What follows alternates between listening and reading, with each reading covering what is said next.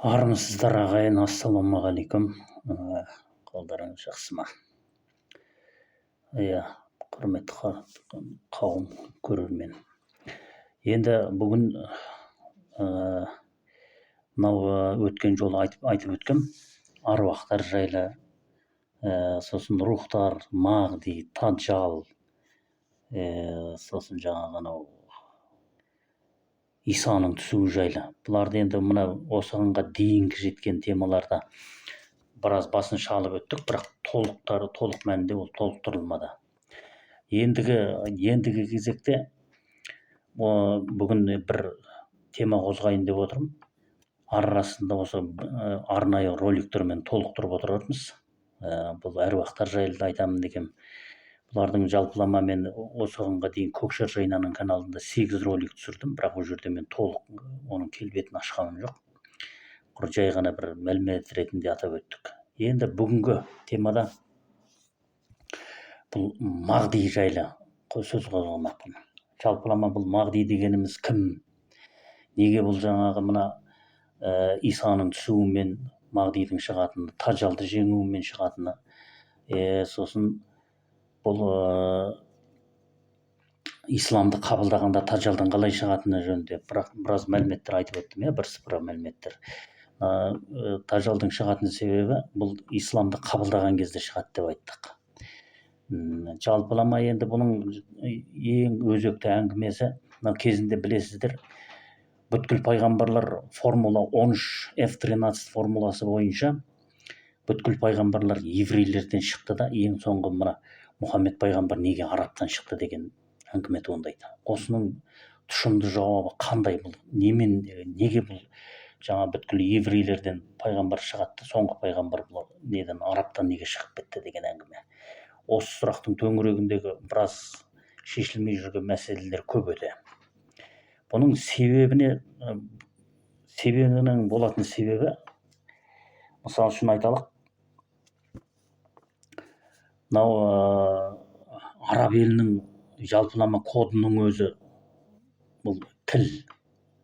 Мен айтып өткенімдей, Лут пайғамбардың тіл мүшенің пайғамбары Луттың қауымынан шыққандықтан соған негізделген дүние болатын. Бұның өзіне тән әлі темалары көп, бұны әлі алдағы уақытта толықтырамыз. Енді бүгін мен сіздерге бұл теманы қозғайын деп отқаным, негізінен алғанда мына қазақтың даласына келіп түскен әмір бойынша, қазақтың даласына келіп түскен қияметтік әмір, одан кейін Құранның расшифровка жасалуына орай мағдиді осы қазақ елінен шығаруға бола ма деген сұрақ келеді. Неге десеңіздер, бұл тура жаңағы мынау әмір қазақ даласына келіп түсті, енді мағди осы даладан шығу керек деп біреулер ойлауы мүмкін. Ақиқатында бұл тура жаңағы мен айтып өткен бүткіл еврейлерден шықты да пайғамбар. Енді анау Мұхаммед пайғамбар, соңғы пайғамбар неге арабтан шықты деген тәрізді нәрсе болып келеді. Яғни қазақтың даласына келіп түскеннен кейін мағдида жаңағы Исада бәрі де осы мына қазақтың даласына шығуға тиіс деген бір пайымдаулар болуы мүмкін, бірақ ақиқаты бұлай емес. Мысал үшін айналып келген кезде бұл мағди дегеніміз жалпылама ғылым мен біліммен жарақтанған, діннен хабары бар, аталмыш Фатиха сүресінің разработкасы Ресей жерінде өтті ғой. Осыған сәйкес жарақтанған өкілдер осыны мағди дейді. Негізінен алған кезде мына несінде сіздер білулеріңіз керек, мағди деген қиямет күні Мұхаммед пайғамбардың үмбетінен шығады деп айтады. Олай емес, ақиқат олай емес. Мұхаммед пайғамбардың үмбетінен мағди шығады, ал өзінің әулетінің тұқымынан ол мағди шықпайды, олай емес. Өйткені үмбеті деп отқан себебім Фатиха сүресінің разработкасы 15 одақтас республика бойынша Ресей жерінде өтті. Енді бұл кәдімгі аламан бәйге іспетті. Түсіндіңіздер ме? Аламан бәйге сияқты. Қай елдің озық жаңағы ілім білімі озық, дін жағынан болсын, ақиқатты айта алатындығы болсын, жеті тіл, жетпіс өнерлі үйлесімділікпен болатын болса, Мағди сондай елден шығады. Ал енді Мұхаммедтің әулетінен тараған, тұқымынан тараған келетін Мағди, ол өзінің дінін құтқаруға келеді. Міне бұл естеріңізде болсын. Ол әлемді құтқара алмайды. Негізінде ақиқат бұл әлем Исаның ілімімен құтқарылып қойылған. Исаның ілімімен құтқарылып кеткен әлем негізінде. Ал бұл Мағди әлемді құтқарушы емес. Егер Мұхаммед пайғамбарымыздың әулетінен шыққан өкіл болатын болса, ол разработкадан өтпеген, бірақ өзінің дінін құтқаруға, дінін түгендеуге келетін Мағди болып саналады. Соны Мағди деп кеткен негізінде. Ақиқатында олай емес. Сол әулетінен өзінің жаңағы ұрпағынан шығатын ол әлемді құтқарушы бола алмайды. Ол өзінің дінін түгендеуге келеді. Дінін орнына қою үшін. Өйткені неге? Фатиха сүресінің разработкасы кезінде бұл Құдайды жоқ деп кәдімгі дінді сыпырып тастады ғой. Енді оны орнына қою үшін келеді. Міне сол орнына қойылғаннан кейін барып бұл аламандық бәйге басталады деген сөз. Бұның артында Иса түсіріледі. Иса түскеннен кейін барып тажал шығады, тажал шыққаннан кейін барып мінекей қиямет басталады деген сөз. Бұның енді негізгі терең мағыналары, мәні тура осы негізде. Енді не себепті бұл жаңағы формула 13, сосын қазақтың коды бойынша 16 мәні. Квантовый скачок схемасы бойынша V деген сөздің источнигі болып, осы источнигінен басталады деп мен айттым, иә. Міне енді бұл не себепті аламан бәйге? Мағдиді біз қалай шығарамыз? Бұл қазақтың даласына келіп түскен әмір бойынша негізден алған кезде осы үлкен бір үміт бар еді. Мағди шығаратын, Мағди шыға ма деген бір үміттер болған еді. Өйткені мен қазір қандай да бір нені тілге тиек еткелі тұрмын, бір әңгіме өзегін. Өйткені бұл жердегі үміттің біреуі бұл Атажұрт партиясы еді. Атажұрт партиясынан Мағди әскерін жасақтауға болатын бір дүниені келтіруге болатын еді. Бірақ енді бұл Атажұрт партиясының кім екенін білесіздер ғой, құрған енді кім? Серікжан Біләш. Бұның Серікжан Біләштің өзі былайша айтқанда әттеген-ай бір кем дүние болып тұр. Өйткені неге десеңіз, бұл кәдімгі мына Испанияда әлгіні қызыл көрсе өшігіп кәдімгі сүзе жөнелетін бір өгіздер бар ғой. Тура сондай сияқты болып тұр. Өйткені қызыл деген кезде мен енді қандай нәрсеге өшігіп тұрғанын біліп тұрсыздар ғой. Қызыл көрсе соған кәдімгідей бір кем дүние болып, соған өшігіп тұр. Өйткені вибрациясы 360 градус болғандықтан ортаңғы вибрациямен мына төменгі вибрацияның үйлесімділігі уже гармониясы кетіп қалып тұр да, бұл уже Мағди боламайтын дәрежеге жетіп тұр. Кезіндегі анау шапағат шатада ол да Мағдимін деді, бірақ не себепті Мағди екенін мына 360 градустық вибрацияда бұлар разборға барамады да, сонымен олардың өздері де былайша айтқанда рух танымында адасты дегендей әңгімеге келді. Мен кезінде соны айтқан кезімде ұрықтан тірілуші адам деген сөздің мағынасы, ұрықтан тірілуші, ұрықтан жаралушы деген кезде шапағат шата марқұм рухынан тірілуші деп бұрмалап әкетті 360 градусқа. Мінекей енді бұл қазақ даласынан Мағдидің келуі деп, біз мысал үшін қазір бұны Құранның әмірі біздің елімізге келіп түскен күннің өзінде де бұл Атажұрт партиясынан да шыға ма деген үміт бар. Аманат партиясы, ол мына өздеріңіз білесіздер, Аманат партиясы бұл президент құрған. Президенттің өзі көшбасшы болып тұрғанмен бұл тажалдың индексіне жұмыс істеп тұр. Өйткені бұл жерде құжаттамалық дүние, ортаңғы вибрациялық таным тұр. Ал мына Атажұрт партиясында ақиқаттың, былайша айтқанда шырылдаған ақиқаттың негізгі шындығы шырылдап тұр. Бірақ жете алмай тұрмыз да. Айналып келген кезде жете алмай тұрмыз. Негізінде мына ақиқатты сайратқан жағында тұрады Алланың назары. Оны білгендеріңіз жөн. Енді бұл 12 патшалықтың былайша айтқанда аламан бәйгесі деуге болады. мағдидың шығу жолын, мағдидың әскері деп айтамыз ғой енді.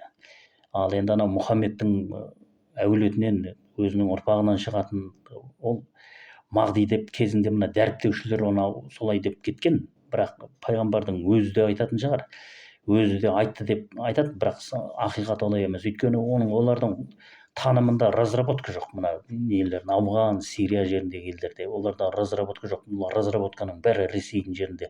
1% ғылымның үлесін жапқандар, олар мағди бола алмайды. Бұлар мағди бола алмайды. Мағди осы мына жаңағы планетарлық конструкцияның даласы, одан кейінгі Фатикадан кейінгі класс бойынша келетін өкілдер. 12 мүшелік представительдердің аламан бәйгесі, былайша айтқанда, анығын айтқан кезде.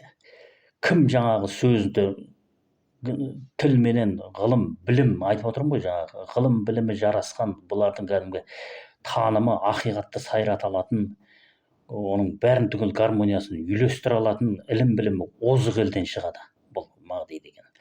Бәлкім ол әмір қазақтың даласына келіп түскеннен кейін бұл қазақтан шығады деп біреулер күтуі де мүмкін, бірақ ақиқатында олай болмауы да мүмкін.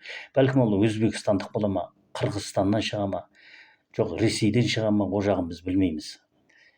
Бәлкім ол анау Қытайдан шыға ма, жоқ Япониядан шыға ма, ғылым білімі озық ел. Менің айтып отырғаным 12 мүшелік өкілдердің ақиқатты сайратып, көпшікті жинап, тажалды түсіріп, соның бәрін гармониясын келтіріп, партия құрып, соның жолында ақиқатты сайрата алатын елдің ішінен шығады бұл мағди деген. Мағдидің әскерін жарақтау, оның кім екені мінекей осындай елдерден шығады.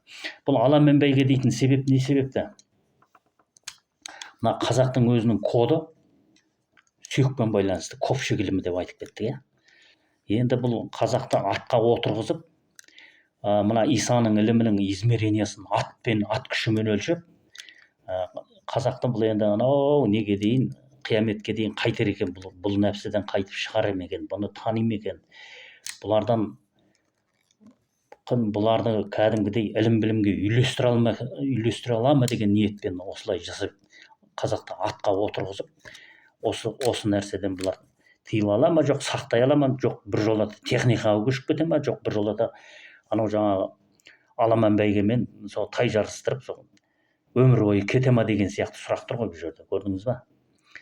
Мінекей, сондықтан бұны аламан бәйге деп отқан себебіміз ол. Ғылым білімі озық елдер алады енді бұны. Бұл ертең күні Нұқтың қауымы жаңағы мына Кавказ елінен шыға ма, жоқ Украинадан шыға ма, оны білмейміз енді. Бұны негізінен алған кезде исламды қабылдап, бұның бәрін түгел тарататын болса, мінекей мен айтып отырғандай, бұл үлкен аламан бәйгеден 100-ден жүйрік, 1000-дан тұлпар деген қағидамен шығатын нәрсе. Бұл планетаны құтқару. Ал енді оны олай жасай алмаса, бұл деген уже болды, бітті. Мен айтқанымдай тажалдың жеңісімен аяқталады деген сөз. Күллі дүние от пен оққа оранады, одан кейін перепрограммирование, тағысын тағылар. Енді бұл жерде біраз көп нәрселер бар айтатын. Енді тағы бір айта кететін нәрсе, бұл жердегі мынау көпшікті жинау кезінде, сосын Аллаға серік қосу дейміз. Тағы да енді қосымша тақырыптар ғой бұлардың бәрі. Осылардың ішінде Исаның түсуі, сонан кейін жаңағы Иса түсті деген кезде мен айтып кеттім, бұл перегонка жасау. Перегонка. Адамды оқтың ішіне салу керек дедім ғой. Сосын телепортациялық тамыр технологиясы, конвейерлі экономика. Бұлардың бәріне ақша салуға болмайды. Өздеріңіз білетіндей, мен айттым, ана куәлікті жойып, сосын ақшаны 50%-ға ғана 2+1 бойынша, квантовый скачок схемасы бойынша кәдімгідей амал ету факторлары қолға алыну керек. Негізінен алған кезде 37-73 сериясы деп айтылу керек. Мына кейбір исламды насихаттайтындар 73 тармаққа тарайды деп, соның 73-ін ғана айтады. Оның суфизмдік дүниесін қосып айту керек, суфизмдік таңбасын. 37 болып келеді. кезінде білесіздер ғой, анау алаш арыстарының үштік ілім негізінде разработкасы кезінде бұл алаш арыстарының түбіне жеткен нәрсе. Не нәрсе деуге болады? Мысалы, олардың түбіне жеткен жоғарғы вибрациядан бұйрық түсті. Ортаңғы вибрациядан разработка кетті. Яғни бұлардың түбіне жеткен тіл магиясы, сөз. Міне үштік ілім негізінде бұлардың алдымен сөздің бұйрығымен бұлар атылды да артынша документ жасалды. Немесе бірінші документ жасалды, немесе күнәлары дәлелденбей ақ бұлар кәдімгідей шашалдаса басалып, міне осылай болып кетті бұның разработкасы. Енді исламды қабылдаған кезде бұлардың бәрі таратылады. Сүлеймендік система қиратылады. Яғни документтік дүниені жаңағыдай айтып отырмыз, 50%-ға дейін шектеу. Сосын құжатты әлем, құжатсыз әлем, бар мен жоқ. В общем, қарама-қарсы бір-бірінің сопротивлениясы, жаңағы 2-1-2+1+1 позициясы бойынша мінекей осылай таратылу керек бұл кәдімгі региондық адрестерге.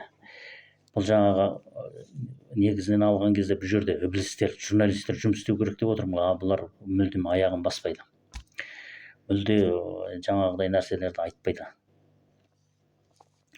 Енді бұл жерде мен бір нақты бір нәрсені, бір сөзді ғана бір мысалға келтіре кетейін. Мысал үшін бір қалай десе болады, мына шариғат, тарихат, мағрипат ілімдерінің үйлесуі ғой негізінде, этаптық жүйе бойынша. Шариғат, тарихат, мағрипат этаптарының үйлесуі негізінде. Енді осының жолында Аллаға серік қосты деп атады ғой. Серік қосудың негізгі несі бұл азан шақырылып қойылған есімдер. Азан шақырылып қойылған есімдер. Мына құжаттамалық әдісте азан шақырылып қойылған есімдердің өзі сол жаңағы мына Алланың танымына серік қосқан болып саналады. Ал енді исламды қабылдаған кезде бұл құжаттық әдіспенен адам деген серияға өткен кезде бұл жердегі азан шақырылып қойылған есімдер жойылады да бұлардың барлығының аты алынып тасталынады. Міне сол кезде мына адам деген серияның индексі шығады. Осы серия бойынша амал ететіндер уже ықыластың ашық қанаты, жабық қанаты, көпшікті жинаушылар деп сөйтіп тармақтары кете береді бұлардың жөнінде. Енді бұл жерде бір нәрсе бар, жалпылама ескеретін. Исаның ілімі негізінде қыз баланың құтқарылу жолы тұр. Жаңағы мен айтып кеттім, бір конструкцияның ішінен 12 мүшенің представительдерін бір конструкциядан шығару, сосын 12 атадан бір неден бөлек жаңағы 12 ұрпақ тарату. Одан кейін үшіншісі бар, жаңағы ненің квантовый скачоктың схемасы бойынша. Бір әйелден, бір құрсақтан дейміз ғой енді. Бір құрсақтан 12 ұрпақ шығару.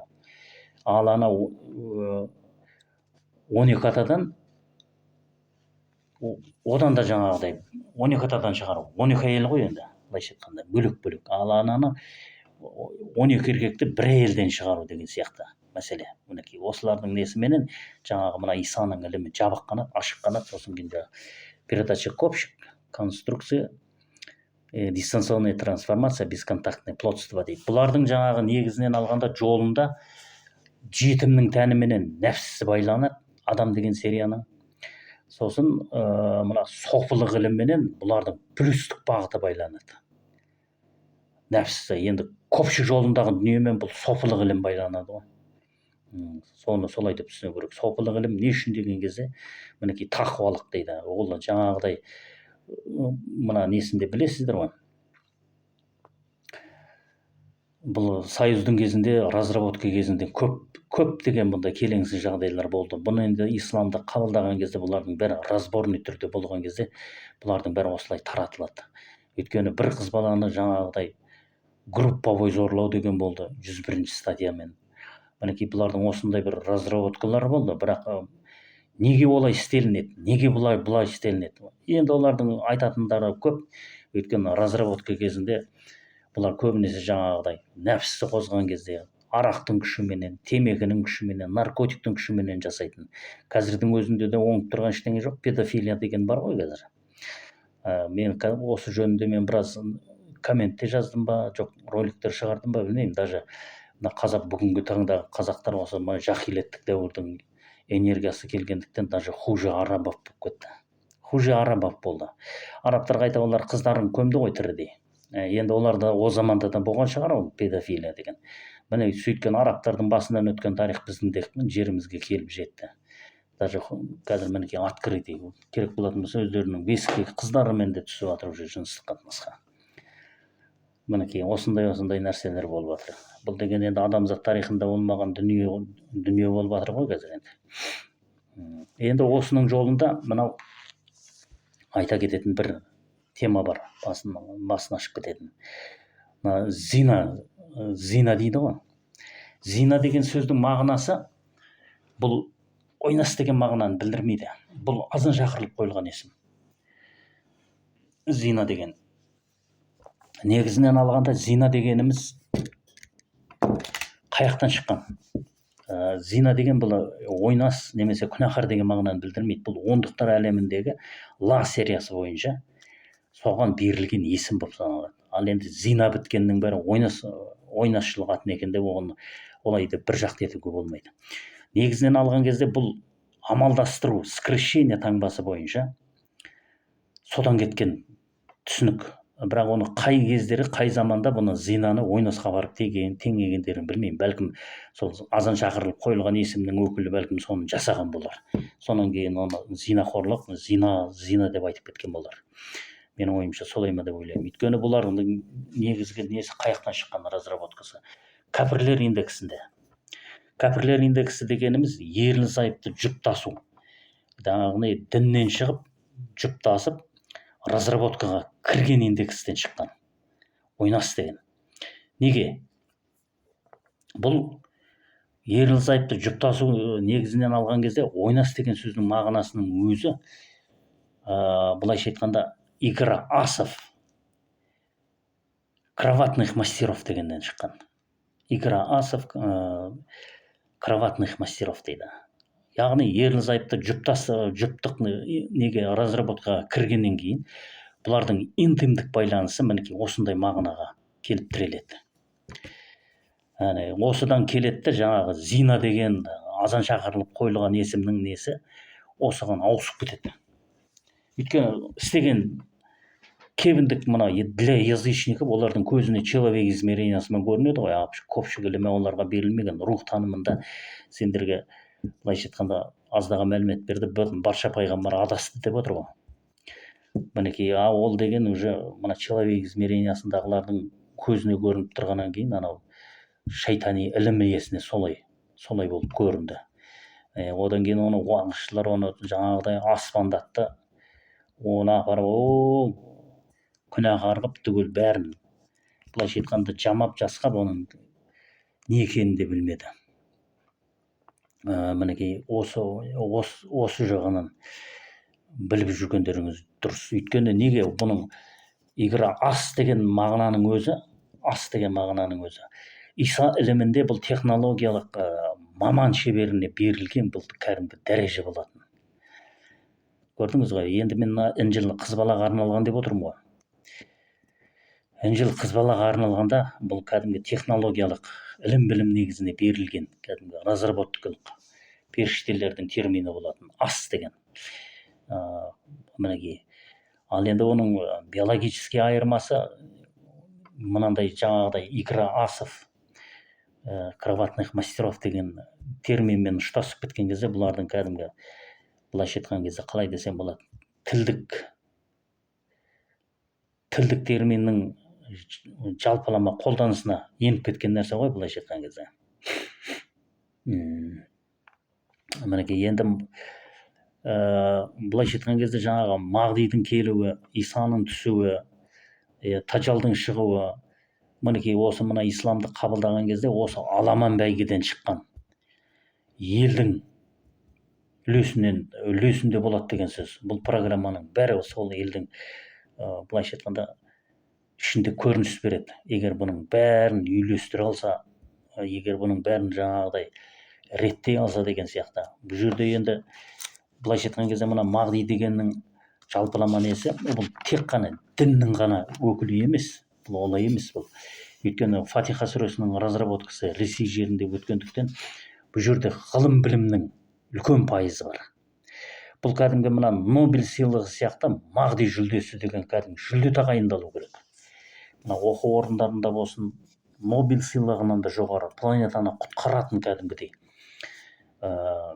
планетаның құтқарушы индексіне негізделген сый сияпаттық кәдімгі белгі болу керек бұл мағди деген. Бұл кәдімгідей сондай нелерде белгілену керек. Тек ақшамен, проблемамен, жаңағыдай бір нелермен, үздік оқулармен, жалғыз ғана бір дипломмен ғана қалатын нәрсе емес. Бұл кәдімгі теория мен практиканың негізі, гармонияның үйлесім, иман. Бұның ішінде діні бар, ғылымы бар, білімі бар үйлесіп адам баласына қызмет ету жолында жаңағы 50-50 дүниені ұстанған сондай бір танымға жеткендердің кәдімгі былайша айтқанда Нобель сыйлығы дейміз ғой. Қазір енді мына европалықтарда жүр ғой бұл. Ал енді Азия белдігінде бұл кәдімгі мағди атындағы сыйлық кәдімгідей мемлекеттік тұрғыда тіркеліп, бұның бәрі мен енді айтып кеттім ғой, бұл орталықтардың бәрі осындай болып, өздерінің орталығы болу керек, өздерінің несі болу керек, кәдімгі ақиқат айтылу керек. Мынау жемқорлары болсын, басқасы болсын, вакцинация дейміз, тағысын тағылар. Енді 37-73 ішінде не талап етіледі, бұның бәрі соған кәдімгідей үйлесу керек қой. Осының жолында аянбай еңбек еткендер кәдімгі осы сыйлықтың атымен марапатталып, кәдімгі оларға кәдімгі мағдидің әскері жасақталынуы керек. Партияларын құрама, партия құрып, бәлкім сондай бір бағдарламаларды игере ма, осыларды енгізе ма, осылардың жаңағыдай ақиқатты айтып, оның не екенін кәдімгідей толыққанды түсіндіре ала ма. Мінекей, былайша айтқанда, ілім білімнің ең үстемдік құратын уақыты келіп тұр ғой. Енді оны әлемде дін құтқара ма, білім құтқара ма, жоқ, жаңағы бұл аламан бәйгеде ат шаба ма, бап шаба ма деп бекер айтпайды ғой атамыз қазақ. Мінекей енді сол қияметтің өзі келген күннің өзінде де қазір енді көздеріңіз көріп жүр ғой, әлі ат баптау несі бар, сақталған. Өздерінің ұлтын құтқарғанмен мына жер анасын қалай құтқарады деген сияқты. Мінекей соның айналасында қалып қалмай ма?